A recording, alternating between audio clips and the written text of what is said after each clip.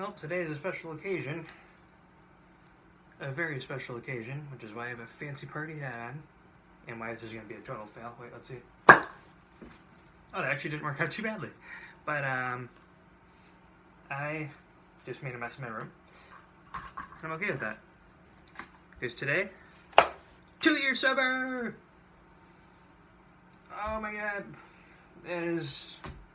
Oh man, I really did just make a mess in my room.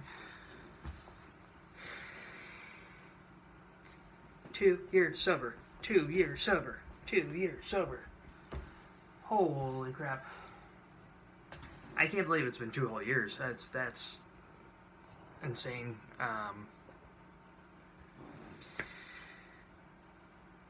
Holy shit. Yeah.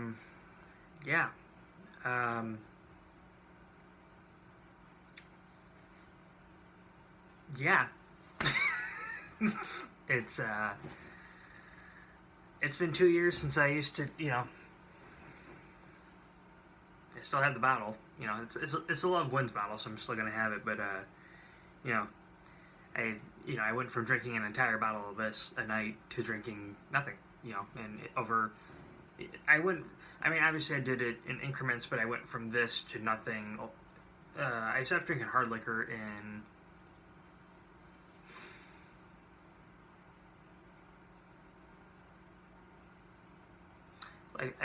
I think my birthday, actually. I think my birthday may have been, or my birthday 2016 may have been my last time I ever drank hard liquor, because I almost died. So, that was probably a good turning point for me to stop drinking hard liquor.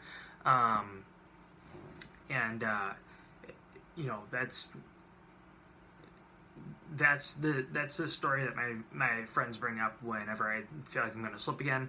That's the story that my friends bring up to try to, make me look the other direction. I really made a mess in my room. Holy crap, that's a lot of confetti.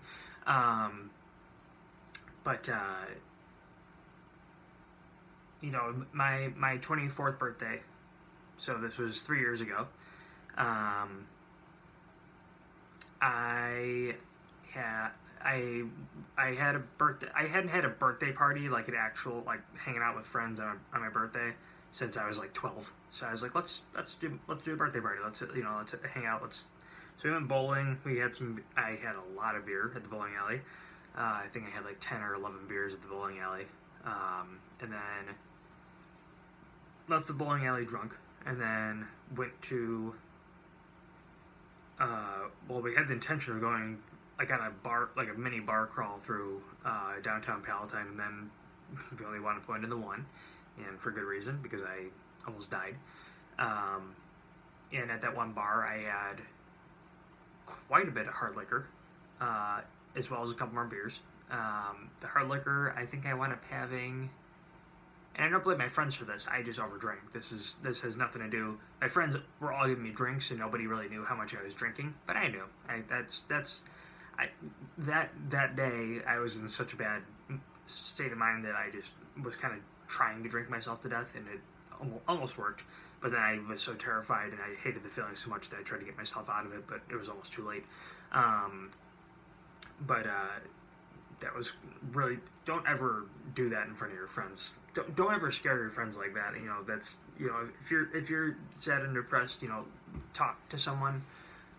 Don't jump off the deep end and do something that drastic where you're literally a couple drinks away from death. That's not that terrified my friends to find out that I'd done that kind of on purpose. But anyways, so I think my total amounts that night were like 12 beers and like 11 shots. My blood alcohol couldn't have been anything less than like 0.3.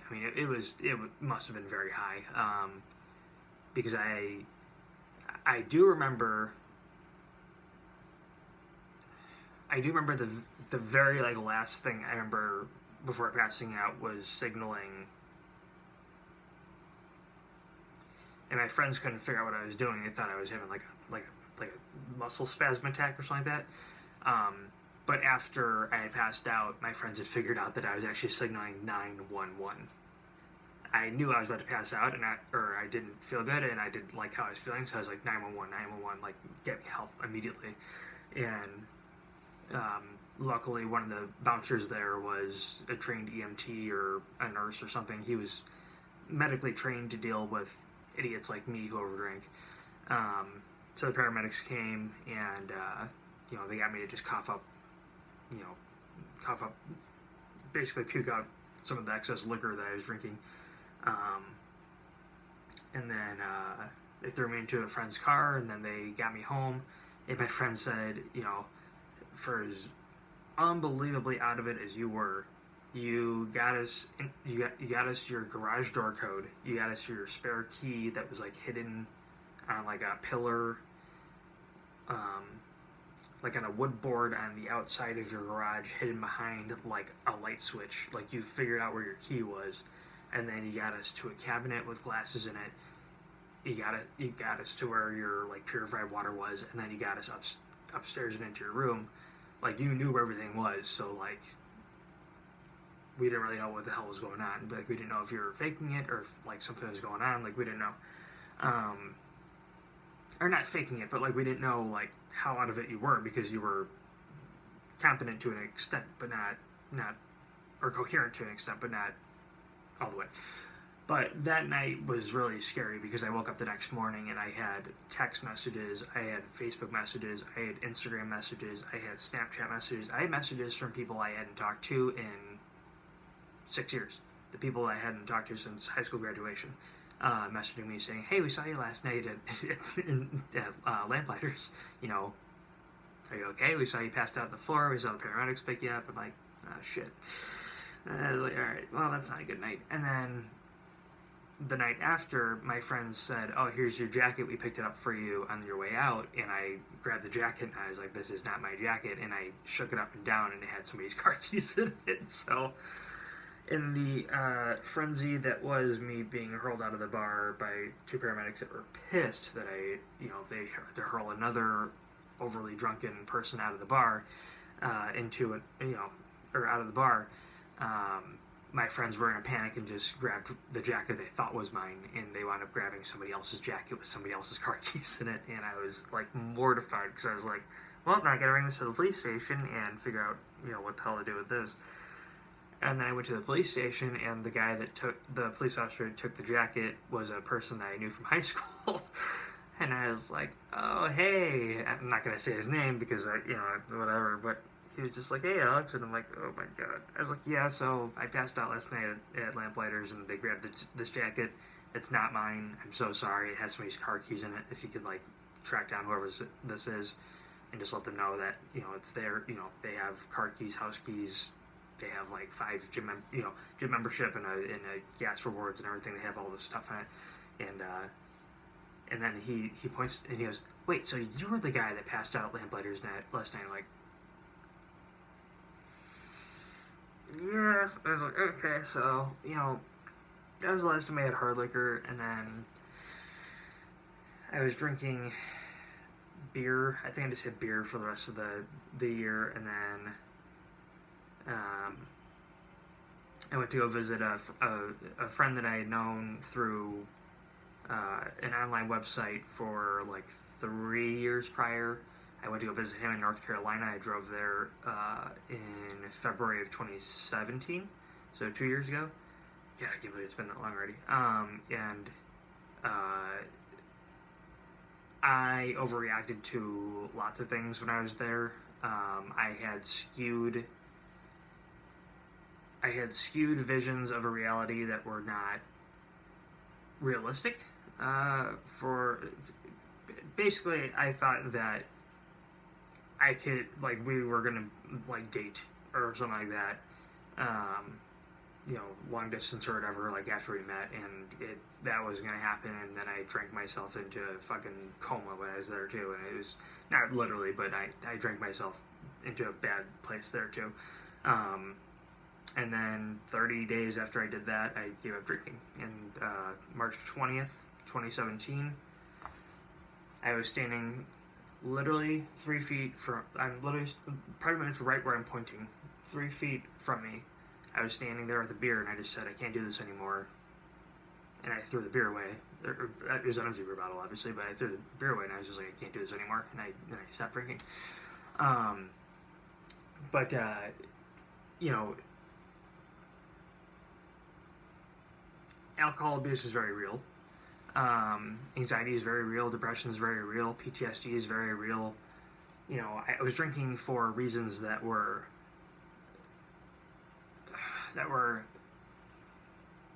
reasonable at the time, but now that I look back at it, it's just a cop out because then you're just avoiding dealing with the actual issues. Um, um, but at the same time, last night I stayed up until midnight just because I wanted to be able to post like officially 2 years sober like on Facebook and Snapchat and Instagram and everything, and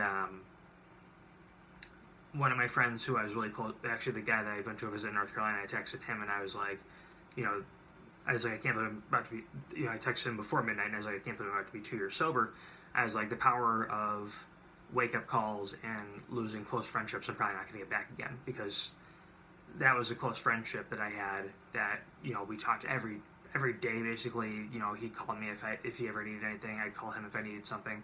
It was a two-way friendship that, really meant a lot to me. And it's distance and it's not nearly as close as it used to be. And I know that's on me, and I'm not punishing myself. I'm not pitying myself. I'm not saying, well, he owes me or anything. I'm not saying any of that. I'm just saying that's one of those examples of like, that's a close friendship that that was hurt by me drinking, especially when he saw it firsthand. He was seeing it through me telling him, through these videos that I was sending him, through these images I was sending him, but then for him to actually see it when I went to go vacation there for 5 fucking days and I got hammered drunk the one night, he was like, holy shit, you're in bad shape. That's, that really hurt that friendship. So, I'm mending it over time, I'm hoping, and, hopefully we get to somewhere where it's close to that level of friendship again. But, I don't know, but it's about mending the relationships that I hurt. The relationships that I really want back. The ones that aren't healthy, I've cut out, because those ones that made me want to drink more, that made me feel worse about myself, I don't need those anymore. And I know that, and I've gotten away from them. But by the same token, I've got better friends now, and I have coworkers now that are like family to me, and literally call them like brothers and sisters to me, because they're just so awesome, and they're so supportive, and they're so funny, and we make fun of each other just because we just like to have fun.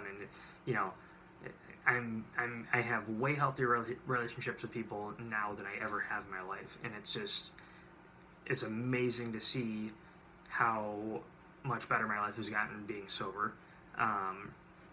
In just 2 years' time, it's gone from, almost dying from 3 years ago, it's gone from almost dying on a bar floor to, you know, making this YouTube channel to hopefully relate to people that might be going through the same issues that I am. And 3, drinking. I drink, this is a 16-ounce water bottle. I drink like 8 of these a day. I think you're supposed to drink like 8 glasses of water a day. I drink like 16. I drink like an entire gallon of water at work, just in like an 8-hour shift. But it was a real wake up call, and it's awesome to just say that I'm 2 years sober. It's awesome to say that I don't think I'm ever gonna have a drink again. It's awesome to say I don't need it. I don't want it. I'm gonna go have a massive party tomorrow, and by massive I mean with like 10 coworkers and friends. We're gonna go bowling, and I told them, hey, you can drink. It's not gonna bother me. I have cravings sometimes, but literally I could be standing in front of it with a beer bottle underneath my nose, and I will not be tempted to drink it, because it's not something I actually want to do. It's just sometimes I have those like mental breakdowns where I'm like, I have pain. Well, in the past, to cover pain, I've drank, so I kind of want to drink right now. It's not that I'm actually going to do it. It's just that my pain suppression memory has me drinking, in the past. So I just think about it. It's I'm not going to think about that forever. Like, that's not going to be my initial response every single time forever. It's just, you know, everybody takes different amounts of time to get over their drinking habits and drinking cravings and everything. So,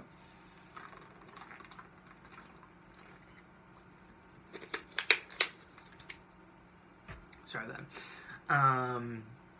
But yeah, so 2 years sober today, and I'm gonna go have a party tomorrow, and we're gonna just go bowling, and which is ironic because I'm pretty sure I'm gonna do that every year because that's kind of symbolic of the one night that really changed my life. You know, to go bowling every year, to, you know, kind of symbolize like the night that really almost wrecked me completely. It's not like a reminder of, you know, it's not a reminder of a bad night. It's just a symbolic, it's just a symbolic activity to do that won't like remind me every time like, oh man, I'm gonna go bowling right now. Well, every second I'm bowling, I'm gonna be thinking about that night I almost died. It's not that. It's just a symbolic thing to do, to just think, I'm doing this right now, knowing that I've conquered what I used to be. And that's the way, and that's just the way I'm gonna be thinking about it. So I think every year I'm just gonna do bowling and pizza. Yeah. So I mean, 2 years sober today, and I'm going to work pretty soon, and yeah, we got some more back stuff coming up soon. I'll make a video about that soon because that's. I went to go see a pain doctor yesterday, and that guy. He had so much knowledge for me that my brain almost exploded. I was like, holy crap, dude, you need to slow down. He was saying a lot of big words. I'm like, dude, you need to dumb this down like you're talking like an 8-year-old. Because I may have talked to a lot of doctors before, but you just said like 10 words in a row I didn't even know existed before you said them. But oh man. Yeah. But yeah, it's gonna be a good couple days. I'm really excited to go to work today. I'm just gonna have a smile on my face all day, and tomorrow I'm gonna have a smile on my face all day, knowing that I'm gonna be having a great night. And I 2 years fucking sober. Oh my god, that's crazy. I don't know what that sound just was. That's a weird sound. Yahoo! Okay, that was about the most weak celebration sound ever. I feel like if I make it any louder, I'm gonna sound really weird, like I just did with the sound I just made. I don't know why I keep making sounds. But yeah, this guy is no longer my friend. You know, absolute bleh. The smell makes me no, just don't want to smell it anymore. But yeah, so I'm gonna go clean up the mess that is made off my floor because that's a lot of confetti. And I'm going to get ready for work soon. I'm going to upload this video, and yeah. So everybody have a good weekend, because it is Thursday, so have a great Friday, Saturday, Sunday. I'll probably make a video on Monday or Tuesday. Yeah. So everybody have a good weekend. I'm 2 years sober. Holy shit, that is crazy. Oh my god. Sorry, I shouldn't be allowed to say oh my god anymore, considering I just said I was atheist like 2 videos ago. Oh my gosh. Oh my goodness. Jeez. I said jeez, not Jesus. Anyways, I'll stop this video now. 2 years sober. Oh my god, that is so crazy. Anyways, have a great weekend. I will see everybody Monday. I will leave my Snapchat, my Instagram in the not the comments, the description. I've got it right this week, and I'm not going to smack myself in the back of the head like I did a video or 2 ago and hurt myself. Message me if you'd like to. Leave a comment in the videos.